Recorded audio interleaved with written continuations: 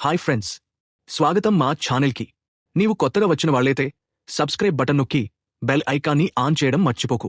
ఈరోజు మనం మాట్లాడబోయే టాపిక్ చాలా స్పెషల్. అదే జనసేన పార్టీ సాధించిన విజయాల గురించి. ఆంధ్రప్రదేశ్లో యువత, మహిళలు ఉపాధి అవకాశాల కోసం జనసేన ఎలా అలుపెరగని పోరాటం చేస్తోంది. నైపుణ్య శిక్షణ, మహిళల భద్రత, పారిశ్రామిక అభివృద్ధి వంటి కీలక అంశాల్లో జనసేన ఎలాంటి మార్పులు తీసుకొచ్చింది. ఈ వీడియోలో అన్ని వివరంగా తెలుసుకుందాం. సో సిద్ధంగా ఉన్నారా? Let's get started. Janasena party ఒక ప్రజా సైన్యం. జనసేన పార్టీ ఈ పేరు వినగానే ఒక శక్తి, ఒక ఉద్యమం గుర్తొస్తుంది. 2014 సంవత్సరంలో మార్చి 14వ తేదీన పవన్ కళ్యాణ్ గారు ఈ పార్టీని స్థాపించారు. సామాన్య ప్రజల హక్కుల కోసం పోరాడటం అనే నినాదంతో జనసేన ఆవిర్భవించింది. ఈ పార్టీ పేరు జనసేన అంటే ప్రజల సైన్యం. అవినీతిని ప్రశ్నించడం, ప్రజల హక్కులను కాపాడటం ఈ పార్టీ లక్ష్యం. ఈ లక్ష్యంతోనే జనసేన ఆంధ్రప్రదేశ్లో రెండో అతిపెద్ద పార్టీగా ఎదిగింది. ప్రారంభ దశలో జనసేన స్థాపన సమయంలో ఆంధ్రప్రదేశ్లో రాజకీయ పరిస్థితులు చాలా సంక్లిష్టంగా ఉన్నాయి. రాష్ట్ర విభజన జరిగిన సమయం అది. పవన్ కళ్యాణ్ గారు 2014 ఎన్నికల్లో పోటీ చేయకపోయినా తెలుగుదేశం పార్టీ, భారతీయ జనతా పార్టీ కూటమికి మద్దతు ఇచ్చారు. కాంగ్రెస్ హటావ్, దేశ్ బచావ్ అనే నినాదంతో ఆయన చేసిన ర్యాలీలు జనంలో ఉత్తేజాన్ని నింపాయి. ఆ ర్యాలీలకు వచ్చిన జనం సంఖ్య లక్షల్లో ఉండేది. ఇది జనసేన బలాన్ని చాటింది. 2019 ఎన్నికలు ఒక సవాల్. జనసేన మొదటిసారి 2019లో ఎన్నికల్లో పోటీ చేసింది. ఒక ఎమ్మెల్యే సీటు గెలిచి సుమారు 6% ఓట్ల షేర్ సాధించింది. పవన్ కళ్యాణ్ గారు గాజువాక, భీమవరం నియోజకవర్గాల నుంచి పోటీ చేసినా విజయం సాధించలేదు. కాని ఈ ఓటమి జనసేనను ఆపలేదు. ఈ ఓటమి నుంచి పాఠాలు నేర్చుకుని జనసేన మరింత బలంగా ఎదిగింది. యువత కోసం జనసేన పోరాటం. జనసేన పార్టీ ఎప్పుడూ యువతకు పెద్దపీట వేసింది. ఆంధ్రప్రదేశ్లో నిరుద్యోగం ఒక పెద్ద సమస్య. ఈ సమస్యను జనసేన నిరంతరం లేవనెత్తింది. 2001 సంవత్సరంలో జనసేన అన్ని జిల్లాల్లోని ఎంప్లాయ్మెంట్ ఆఫీసుల వద్ద వినతి పత్రాలు సమర్పించి నిరుద్యోగ యువతకు అండగా నిలిచింది. పవన్ కళ్యాణ్ గారు 2001 సంవత్సరంలో నిరుద్యోగ యువతను వైసీపీ నయవంచన చేసింది అని గట్టిగా ప్రశ్నించారు. 2018లో జనసేన మేనిఫెస్టోలో 6 నెలల్లో 1,00,000 బ్యాక్లాగ్ ఉద్యోగాలను భర్తీ చేస్తామని హామీ ఇచ్చారు. 2024 ఎన్నికలు జనసేన విజయం. 2024 ఎన్నికలు జనసేనకు ఒక turning point. Janasena, Telugu Desam party, Bharatiya Janata పార్టీతో కూటమి కట్టి అద్భుత విజయం సాధించింది. జనసేన పోటీ చేసిన 21 ఎమ్మెల్యే సీట్లు, 2 ఎంపీ సీట్లు అన్నీ గెలిచింది. ఇది ఒక చరిత్రాత్మక విజయం. పవన్ కళ్యాణ్ గారు పిఠాపురం నియోజకవర్గం నుంచి 70,000 ఓట్ల మెజారిటీతో గెలిచారు. ఈ విజయం వెనుక పవన్ కళ్యాణ్ గారి వ్యూహాత్మక నాయకత్వం ఉంది. ఆయన కూటమిని ఏకం చేసి జనసేన సీట్ల సంఖ్యను పరిమితం చేసి కూటమి బలాన్ని పెంచారు. ఈ విజయం జనసేనను ఆంధ్రప్రదేశ్ శాసనసభలో రెండో అతిపెద్ద పార్టీగా నిలబెట్టింది. మహిళల భద్రత కోసం జనసేన. మహిళల భద్రత జనసేనకు ఎప్పుడూ ప్రాధాన్యత. 2020లో కర్నూలులో సుగలి ప్రీతి అనే 15 సంవత్సరాల బాలిక అత్యాచారం కేసులో పవన్ కళ్యాణ్ గారు సిబిఐ దర్యాప్తు కోసం ర్యాలీ నిర్వహించారు.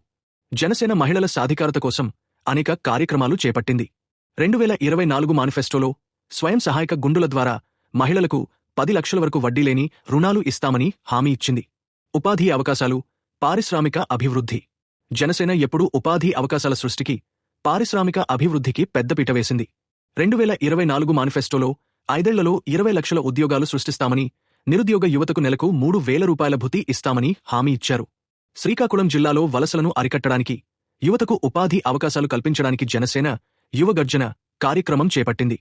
ఈ కార్యక్రమం ద్వారా యువత సమస్యలను ప్రజలకు తెలియజేశారు. నైపుణ్య శిక్షణకు ప్రాధాన్యత. జనసేన యువతకు నైపుణ్య శిక్షణకు పెద్ద పీట వేసింది.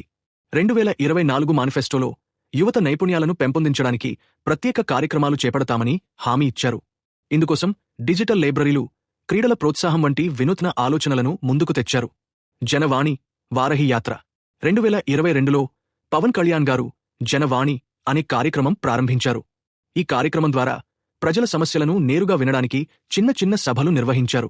2023లో వారహి అనే ప్రత్యేక వాహనంతో రాష్ట్రవ్యాప్తంగా యాత్ర చేశారు. ఈ యాత్ర ద్వారా జగన్మోహన్ రెడ్డి ప్రభుత్వ వైఫల్యాలను ఎత్తిచూపారు. ఈ యాత్ర జనసేనకు జనంలో మరింత ఆదరణ తెచ్చిపెట్టింది. జనసేన ఇతర సామాజిక సమస్యలపై పోరాటం. జనసేన కేవలం యువత, మహిళల సమస్యలకే పరిమితం కాలేదు. రైతుల సమస్యలు, అక్రమ ఇసుక తవ్వకాలు, భూ ఆక్రమణలు వంటి అనేక సామాజిక సమస్యలపై పోరాటం చేసింది. 2018లో రాయలసీమలో రైతుల ఆత్మహత్యలకు నిరసనగా పవన్ కళ్యాణ్ గారు ఒక ర్యాలీ నిర్వహించారు. ఉద్దానలోని క్రానిక్ కిడ్నీ వ్యాధి సమస్యను జాతీయ స్థాయిలో చర్చకు తెచ్చారు. ఈ సమస్యను ప్రపంచ ఆరోగ్య సంస్థ తక్కువ అర్థం చేసుకున్న నెఫ్రోపతి అని వర్ణించింది. జనసేన సిద్ధాంతాలు. జనసేన 7 సిద్ధాంతాలను అనుసరిస్తుంది. ఇవి తెలుగులో జనసేన సిద్ధాంతాలు అని పిలుస్తారు.